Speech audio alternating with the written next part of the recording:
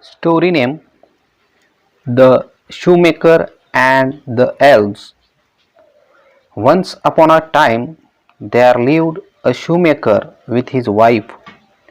He was a good and honest man. He worked very hard, but he was poor. One night the shoemaker had only one piece of leather left with him. He felt very sad. He cut out the last piece of leather. He felt very tired. His wife said, "You can stitch up the shoes tomorrow. You need rest." Then they went to bed. When they got up the next day, they got a big surprise. In place of the pieces of leather, there was a lovely pair of shoes. The shoemaker said, "I will go and sell the pair. I am sure I will get a good price."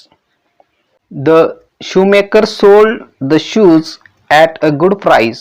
He now bought leather for making two pairs of shoes. It was late again. He said to himself, "I will cut the leather to make two pairs of shoes and stitch them up tomorrow." He cut the leather and went to bed.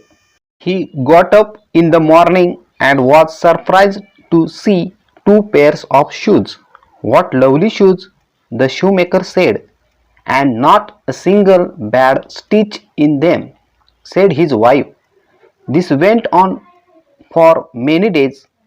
Every night the shoemaker used to cut leather, and the next day the shoes were ready.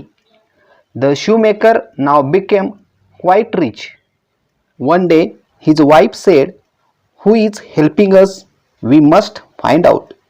So the shoemaker said, "Let us stay awake today and keep watch."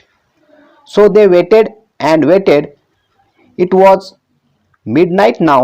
Suddenly two little tiny elves jumped in through the window.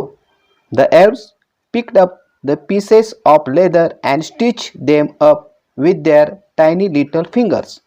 Then off they went through the window. Shoemaker said, "Now we know who is helping us. The elves are so nice and kind. How can we thank them?" His wife said, "I have an idea. I will make tiny clothes for them.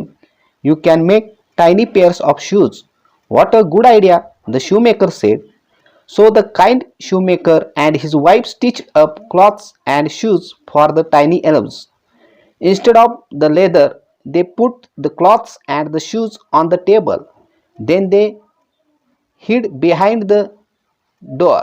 The stroke of 12, the elves again came in through the window. How happy they were to see the tiny cloths and shoes. They put on the cloths and shoes. They laughed, clapped, danced, and jumped. Then they flew out of the window again. They never came back, but the shoemaker was never poor again.